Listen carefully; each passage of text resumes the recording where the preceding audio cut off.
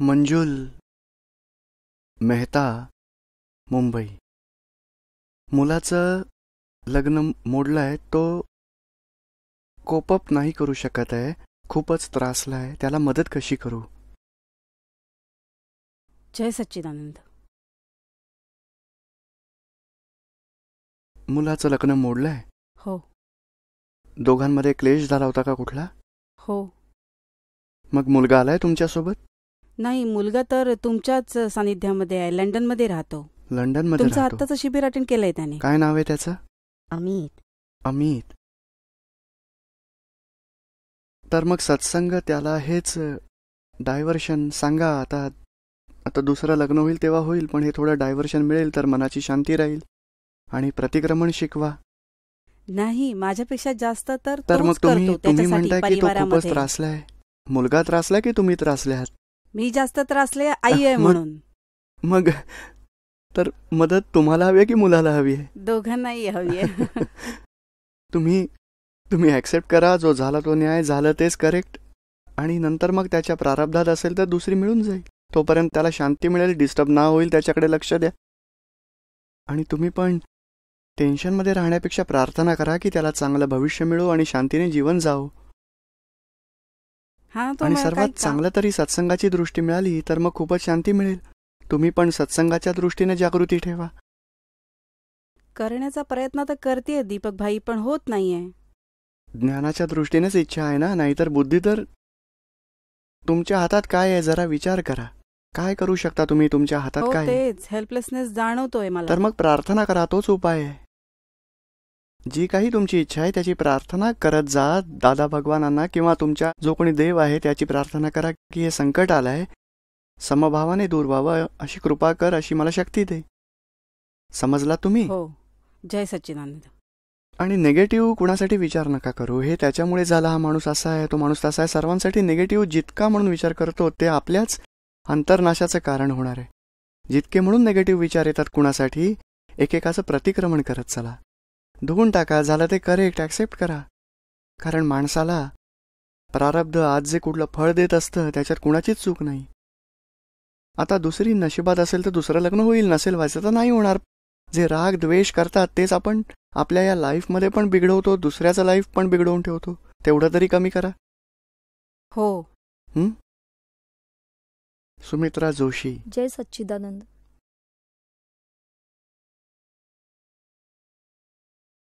जय सच्चिदानंद. मागील कर्म, मागील बऱ्याच जन्मांमध्ये कर्माची फळं एकत्रच मनुष्य जन्मामध्ये भोगत असतात, किंवा प्रत्येक जन्मामध्ये भोगत असतात. काय विचारायचंय तुम्हाला? आपण एकाच बरोबर अनेक जन्मांचे कर्मांची फळं भोगत असतो मनुष्य जन्मामध्ये, की थोडं थोडं करून प्रत्येक जन्मात भोगत असतो?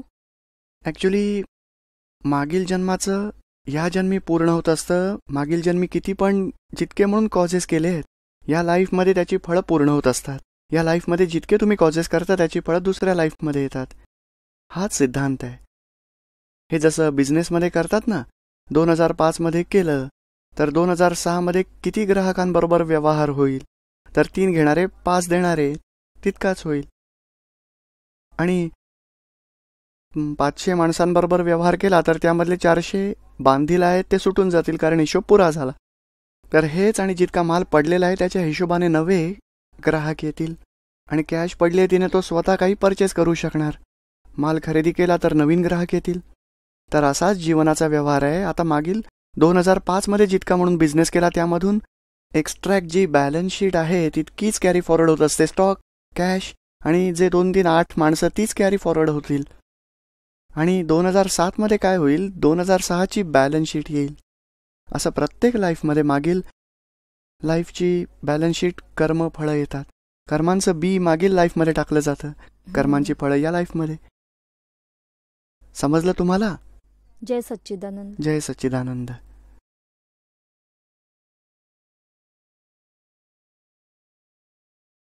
तर तुमचं हेच सगळ्या जन्मांची परतफेड झाली आणि नवीन चार्ज नाही केलं तर असं होऊ शकतं का की हाच अखेरचा जन्म असेल?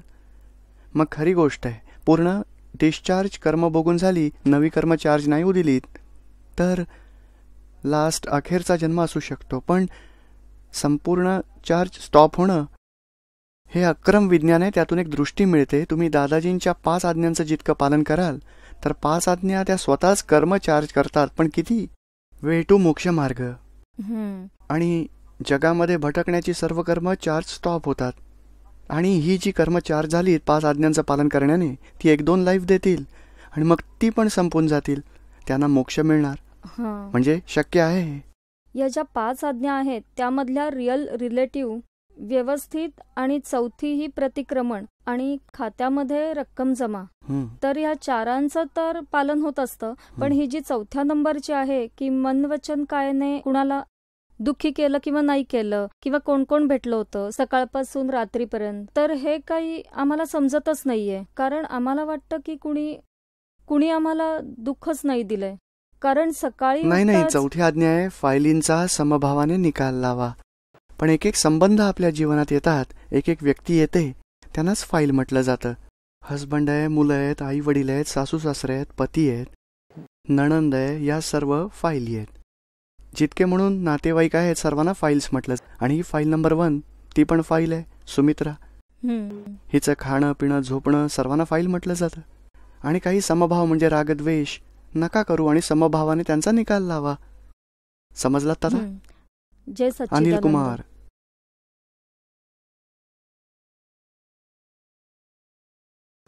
चौरासिया, पाटणा, बिहार. अंतराय कर्म काय असतं, हे कसं असतं आणि त्याचे परिणाम काय असतात? अंतराय कर्म म्हणजे ते बांधतात आणि नंतर त्याचं फळ भोगावं लागतं. तर बांधलं कसं जातं? समजा एखादा माणूस दुसऱ्याला हेल्प करायला दान देतो 50 रुपये. तुम्ही तिथे उभे आहात तर तुम्ही बघत असाल हा माणूस देतोय, हा माणूस घेतोय. तर या माणसाला देणाऱ्याला तुम्ही काय म्हणता? अरे या मजबूत माणसाला तुम्ही का बिघडवता पैसे देऊन? त्याला म्हणावं मजुरी कर, मेहनत कर, पैसे कमाव. तर त्याला थांबवता. तर थांबवण्याने तुम्हाला पैशांचा अंतराय पडेल. कारण हा देतोय, हा घेतोय. तुम्ही हजर नसता तर तिथे आपोआप हिशोब पूर्ण झाला असता त्यांचं देणं घेणं. पण तुम्ही बुद्धीने दखल घेतली. आपल्या बुद्धीने दखल घेतली की हा माणूस न देण्यासारखा आहे, कारण हा मजबूत माणूस आहे, मेहनत करण्यासारखा आहे. तुम्ही पैसे देऊन बिघडवताय त्याला. तर बुद्धीने दखल घेतली आणि या माणसाला अडवलं. तो याला नाही मिळाले, पैसे नाही मिळाले तर तुम्हाला भविष्यामध्ये नाही मिळणार असं बी पेरलं तुम्ही. आणि फ्युचरमध्ये दुसऱ्या लाईफमध्ये तुम्हाला अशी नड भासेल, पैशांची गरज भासेल, कुणाजवळ मागाल तुम्ही. अरे काल आला असता तर जरूर मिळाले असते, आज तर आमच्याजवळ नाहीत. 25 माणसांजवळ जाल तरी मग प्रत्येक माणूस म्हणेल माझा प्रॉब्लेम आहे, नाही देऊ शकत. तर तुम्हाला पैसे का नाही मिळत आहेत? कारण आधी अंतराय पाडले आहेत. समजलं तुम्हाला? तो हर चार्ज कर्म अंतराय कर्म हो सकता है. प्रत्येक चार्ज कर्म, एक्झॅक्टली प्रत्येक चार्ज कर्म. जितक्या प्रकारचे मोह आहे ते खरोखर तर आत्म्यामध्ये राहायचं अंतरायच होत असतं. पण आपण थोडं क्लासिफिकेशन करतो किंवा स्थूल स्वरूपात समजू पाहतो की पैशांचा अंतराय म्हणजे शास्त्रांमधून लाभ अंतराय, दान अंतराय, भोग अंतराय, उपभोग अंतराय, वीर्य अंतराय अशी डिव्हिजन्स सांगितली आहेत. पण सर्व चार्ज कर्म केव्हा होतं? अहंकार जेव्हा होणार, अज्ञानता असेल तर. आणि अहंकार जेव्हा होणार तेव्हा आत्म्यामध्ये राहण्याचा अंतराय तर झालंच. सर्वच प्रकारच्या अशा चार्ज कर्मातनं काही ना काही अंतराय होत असतात. पण आपण स्थूल भाषेमध्ये बघायला जातो की बाबा लाभ मिळाला, नाही मिळाला तर त्या अंतरायालाच म्हटलंय. ज्ञानाचे अंतराय असतात, सत्संगाचे अंतराय असतात, सुखाचे अंतराय असतात. म्हणजे किती प्रकारचे अंतराय असू शकतात. आणि लास्टमध्ये आत्म्यामध्ये राहण्याचे पण अंतराय आहेत. माहीत आहे की मी शुद्धात्मा आहे तरी पण जागृतीमध्ये नाही राहू शकत. म्हणजे अंतरायाचे खूप प्रकार आहेत. पण सर्व प्रकारचा मोह त्याच अंतरायामुळे आहे. संसार सुख भोगण्याचा मोह तोच संसारामध्ये आत्म्यामध्ये राहण्याचा अंतरायच कारण आहे. समजलं आता? अनुषा महेश्वरी, जयपूर. संपूर्ण मोक्ष मार्ग काय असतो? दादांच्या बुकमध्ये वाचलं होतं की जग म्हणजे व्यवहाराला धक्का न देणं, त्यामध्ये लिहिलंय. हो, जिथे व्यवहाराला जरा पण धक्का न मारला जावा तिथे व्यवहाराला धक्का मारण्या पासून दुसऱ्यांना दुःख दुःख पोचत असतं. असतं. तर म्हणजे हे कसं? संपूर्ण मोक्षमार्ग काय आहे? जिथे व्यवहाराला जराही धक्का नाही मारला जात, शुद्ध व्यवहार, असूयारहित व्यवहार, तोच मोक्षमार्ग आहे. म्हणजे ज्या व्यवहाराला धक्का मारायला गेलात तर दुसऱ्याला दुःख होणार आणि आपल्या मोक्षमार्गामध्ये बाधा येणार. समजा असं तुम्हाला वाटतंय की आपल्या ब्रदरमुळे आपल्याला खूप दुःख होतं. हा माणूस प्रत्येक बाबतीत खूपच आर्ग्युमेंट करतो, खूप राग आणतो, मला व्यवहार चांगला नाही वाटत ह्याचा. तर तुम्ही काय विचार करता की या माणसाशी संबंध डिस्कनेक्ट व्हावेत, व्यवहार तोडावा. तर हे व्यवहाराला धक्का लावण्यासारखं आहे. त्याला धक्का मारण्याऐवजी तो काहीही बोलतो, आर्ग्युमेंट करतो, तर तुम्ही तुमचे दोष बघा आणि तुमच्या आतमधले दोष जेव्हा संपतील तेव्हा त्या माणसाची आर्ग्युमेंट्स बंद होणार आहेत. म्हणजे निगेटिव्ह व्हायब्रेशन जातात यासाठी, म्हणजे निगेटिव्ह व्हायब्रेशन जातात यासाठी असा व्यवहार येतो की मग तो आधीचाच असतो? नाही, आपले क्रोध आहे, मान आहे, मोह आहे, लोभ आहे, त्याच्यामुळेच व्यवहार होतो. आपला मान, आपल्याला मान गर्व झालाय तर अपमान होऊन तो गर्व मान तोडतील कोणी ना कोणी लोक. तर हे आपलं सगळं झिरो व्हायला पाहिजे.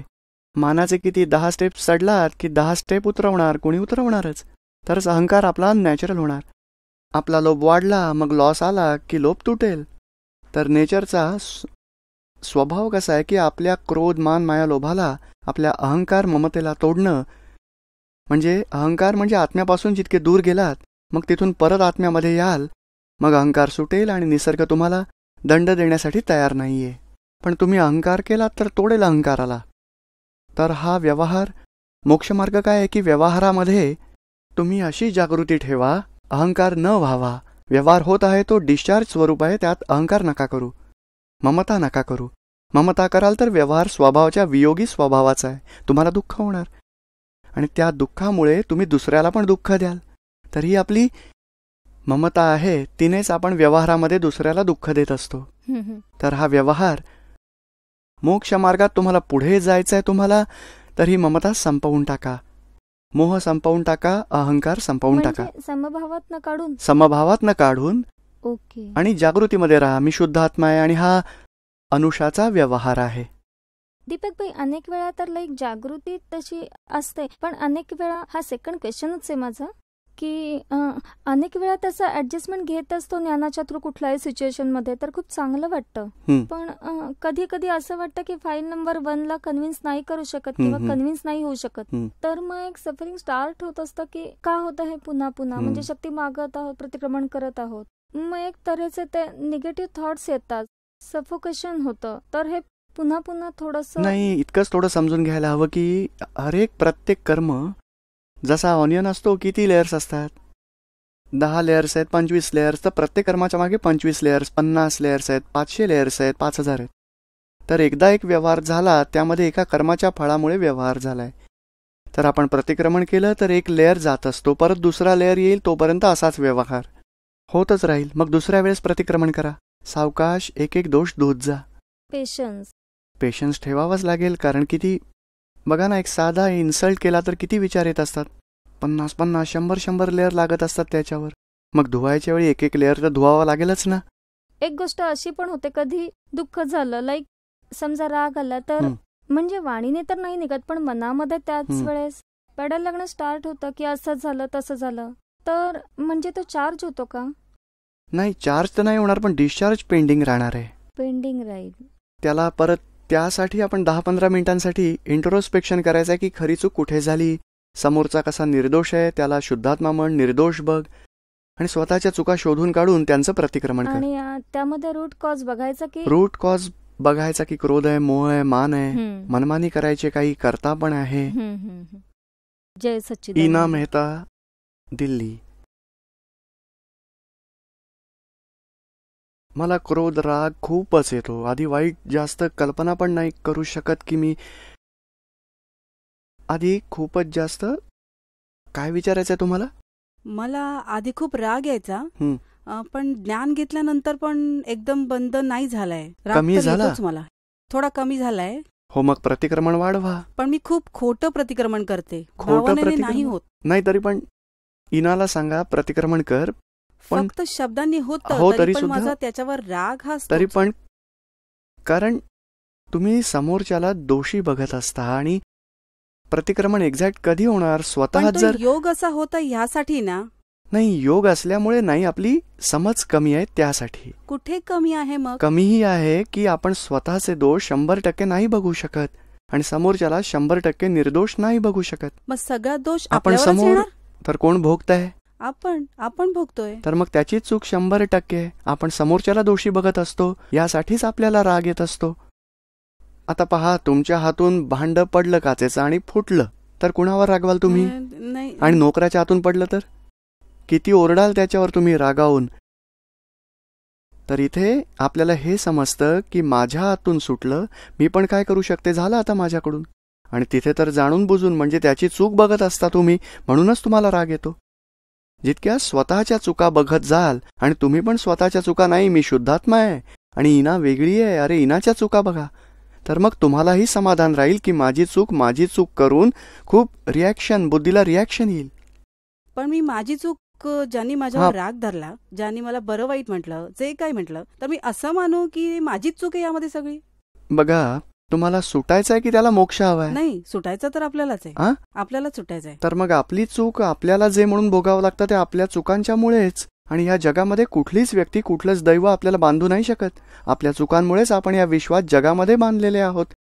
आपल्या चुका संपवून टाकाल तर तुम्हाला कोणीच दुःख नाही देणार, कोणी बांधूही नाही शकत. मोक्ष तुमच्या हातात आहे.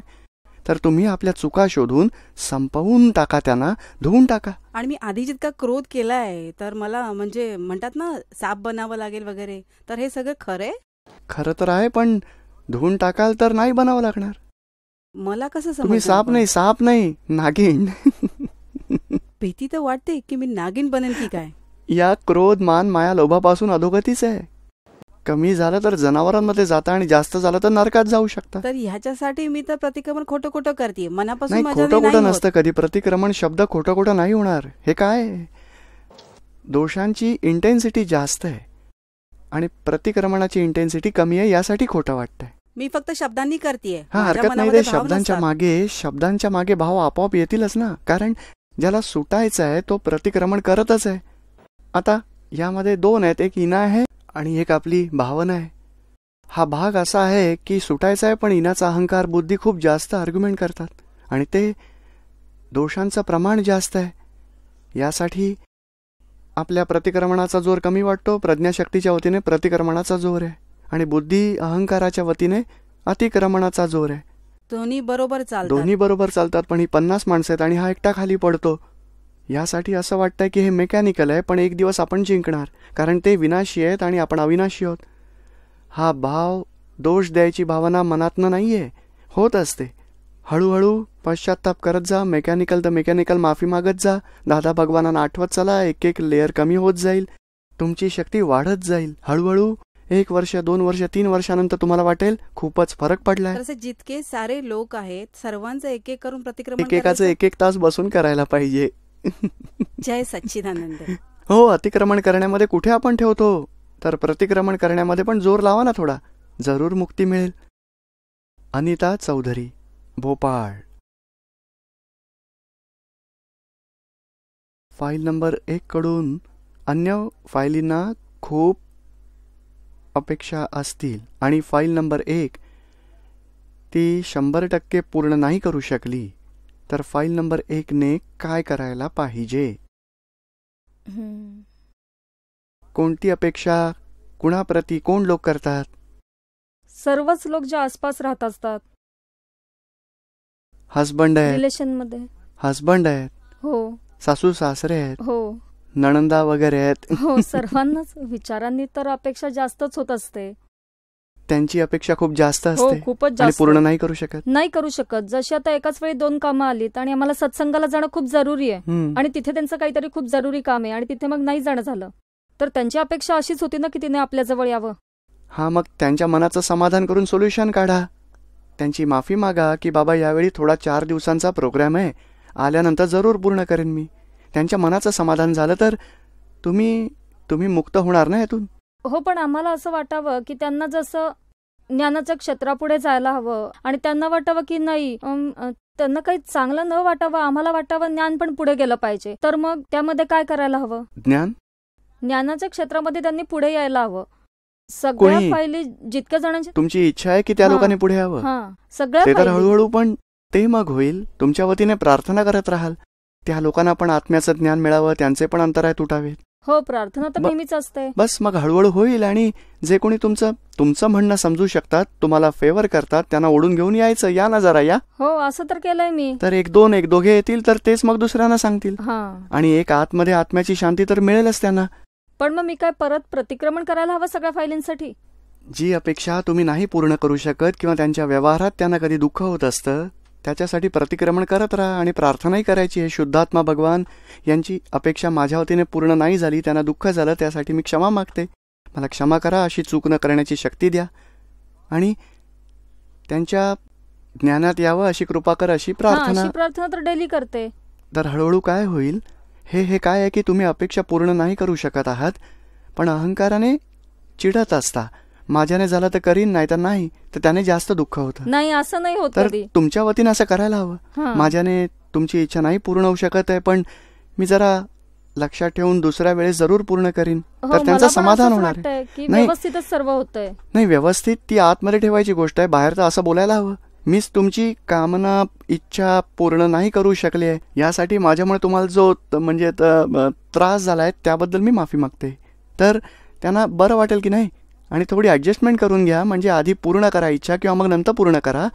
हा 3-4 दिवसांचा प्रोग्राम आहे आणि आपला कधीतरी संडेच्या दिवशी सत्संग होणार, तर पुढे मागे काहीतरी ॲडजस्टमेंट करा. म्हणजे ॲडजस्टमेंट करण्यामुळे काय होणार आहे की त्यांनाही वाटेल की ह्यांच्या मनामध्ये भाव दुःख देण्याचा नाही आहे आणि त्या भावाचं तुम्हाला रिॲक्शनमध्ये त्यांच्या वतीने रिॲक्शन नाही येणार. समजलं तुम्हाला? जय सच्चिदानंद. जय सच्चिदानंद. विशाल मरेली, यूपी. मृत्यूच्या 2-3 तासांपूर्वी काय आपल्याला माहीत होऊ शकतं का? आत्मानुभवामध्ये राहून शरीर सोडलं जावं म्हणजे काय? काय म्हणजे काय विचारायचं काय तुम्हाला?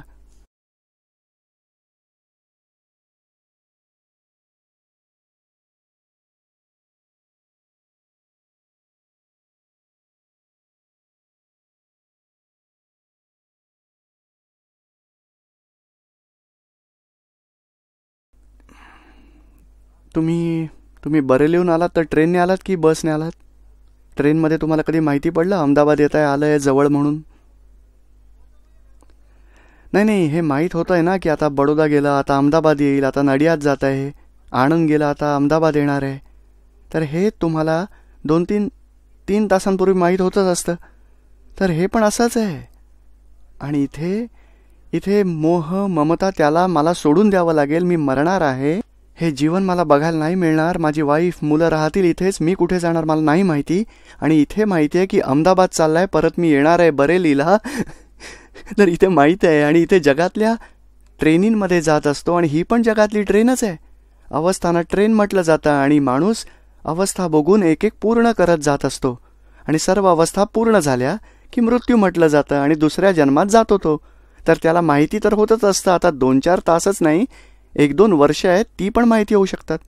इतकं निपक्षपाती हृदयशुद्धी असेल तर त्याला भविष्याचं काय सर्व समजत असतं त्याला की आता हे 6-8 महिन्यांपेक्षा माझं जीवन नाही आहे, आता मी आता जसे तुम्ही बडोद्यापासून वाइंडअप करत चालू करत असता की आता 1.5 तास बाकी आहे, चला वाइंडअप करा आणि सर्व सामान रेडी ठेवा, अहमदाबाद येईल, उतरायचं आहे मला, किंवा मणीनगर उतरायचं आहे, अहमदाबादपर्यंत नाही जायचं आहे, मणीनगरहून बस पकडून जाऊ.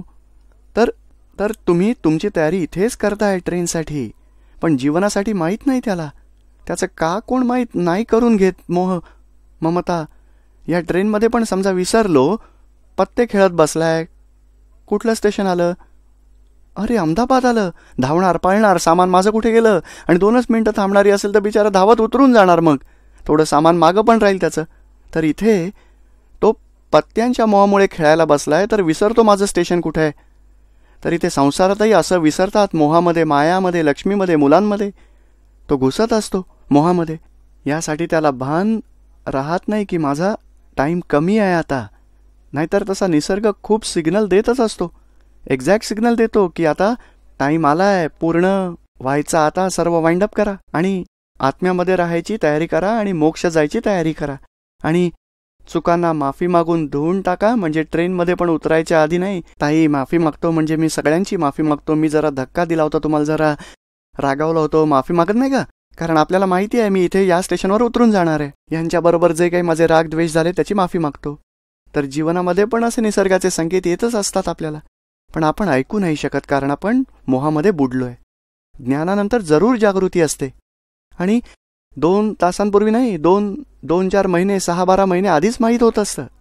हां, मग आता सगळं माहिती होईल आणि हे माहीत होईल की मी मरणारच नाही, हे शरीर सुटेल, मी तर शाश्वत आहे, ही पण जागृती राहणार आहे. नहीं, इसको तो दादा वानी के पास सब कुछ हो गया है. हमारे पड़ोस में ही अभी हाल ही में 2-3 मौतें हुई हैं और अंदर दुख बिल्कुल भी टच नहीं हुआ, यहाँ तक कि हमारे घर वाले भी सब दुखी थे. लेकिन क्या है, नाटकीय तौर पे उनको कहना तो पड़ता ही है. बरोबर आहे. जय सच्चिदानंद.